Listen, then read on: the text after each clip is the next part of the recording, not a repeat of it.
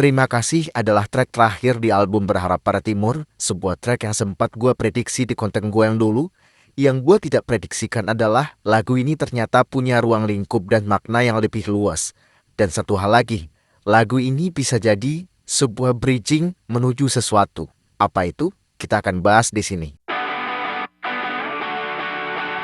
Terus terang gue agak sedih sih. Setelah 2 minggu terakhir ngulik semua track di album Berharap Pada Timur, bukan hanya untuk kebutuhan review, tapi untuk menyelam lebih dalam lagi mengenal ide dan idealisme bermusiknya Salma.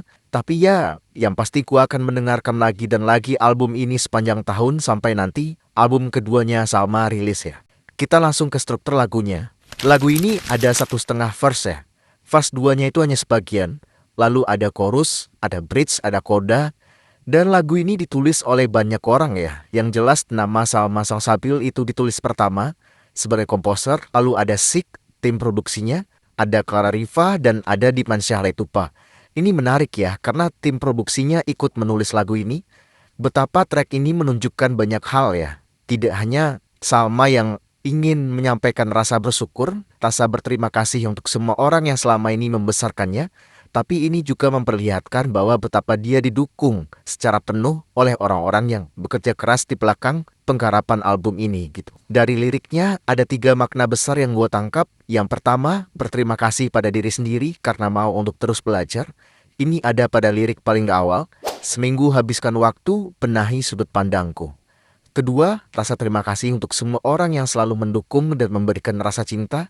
Itu bisa orang tua, guru-guru, sahabat, fans, dan juga orang-orang yang selama ini ada di belakang layar yang membantu proses karyanya Salma. Ini diwakilkan oleh lirik, terima kasih untuk semua cinta, kau kan dirayakan. Dalam hal ini Salma merayakan mereka dengan bikin karya ini. Dan yang ketiga, rasa terima kasih pada hidup. Hidup yang gak hanya soal senang-senangnya aja, tapi juga kecewa dan luka, karena dari situ kita bisa belajar, berbenah, dan jadi manusia yang lebih kuat. Ini disimpulkan dalam lirik, terima kasih untuk semua luka, kini mendewasakan. Lalu ada lagi di bagian lain, telah melawan kecewa akan kegagalan. Dan pada lirik, semua luka dan cinta sepakat membuat kecewa, buatku terbiasa. Dan ketiga hal tadi menjadi bagian dari kisah perjuangan Salma, dari fase-fase gagal yang dia alami, hingga menjadi dia yang sekarang.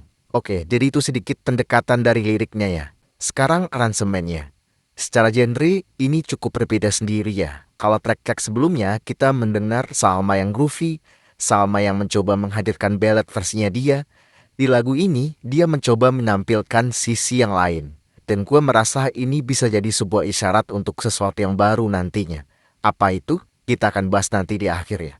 Secara aransemen dan notasi, gue pribadi akan menyebut ini sebagai electronic pop rock music. Elektronik diwakilkan dari keyboard dan synthesizer-nya, pop rock dari komposisi drum dan gitarnya, dan secara umum notasinya jauh lebih mudah diterima dibanding track lainnya. Asumsi gue adalah ini sengaja dibikin lebih easy listening karena lagu ini ditujukan untuk banyak orang gitu loh, dan agar orang-orang itu bisa menikmati.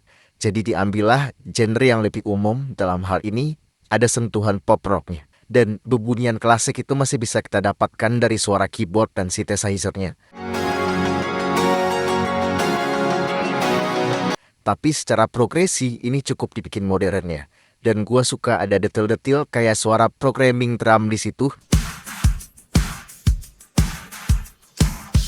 Dan di bagian chorus tuh kodanya dikasih solo lead gitar di latar belakang dan ditutup dengan fade out.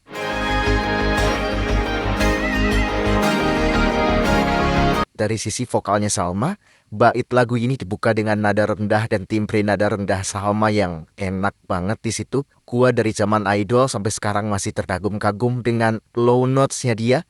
Intonasinya itu bisa setajam itu walau di nada rendah gitu.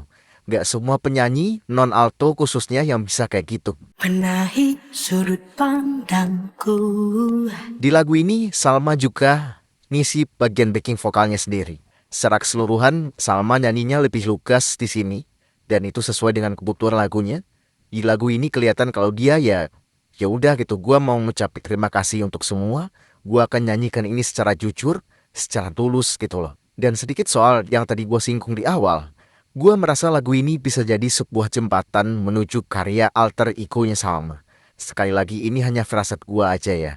Ini satu-satunya lagu selama ini dari Salma yang ada sentuhan pop rocknya. Gaya bernyanyi yang lugas, liriknya bicara tentang kehidupan, dan semua itu terasa dekat dengan genre pop punk yang menjadi alter ego-nya Salma. Apakah lagu ini sebuah bridging menuju EP yang pernah dibilang oleh Salma yang berisi single-single pop punk? Gua nggak tahu, tapi firasat gua sedikit ada ke arah sana. Prediksi gue soal Salma kadang benar, kadang nggak juga ya. Jadi ya ini hanya berdasarkan apa yang gue pelajari dari ide dan idealisme bermusiknya Salma. Tentu soal EP pop punk itu butuh diskusi panjang antara Salma dan labelnya dan juga dengan mentor-mentor bermusiknya. Karena itu sebuah langkah yang nggak mudah dilakukan dan nggak mudah juga untuk diterima gitu. Oke, jadi itulah review terakhir di album Berharap Pada Timur. Sebuah track yang sangat tepat dijadikan penutup di rangkaian album yang cukup membawa idealisme ini. Album yang memilih menentang hukum pasar, album yang membuktikan konsistensi Salma soal ide bermusik, tapi tidak serta-merta menutup telinga dari permintaan fans.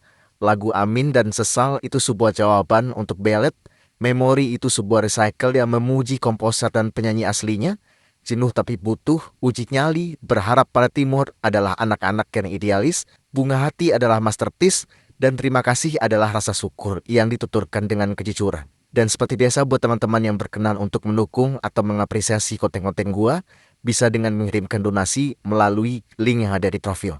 Karena itu akan sangat membantu gua sebagai konten kreator. Sekian dari gua, dan sampai jumpa di video berikutnya.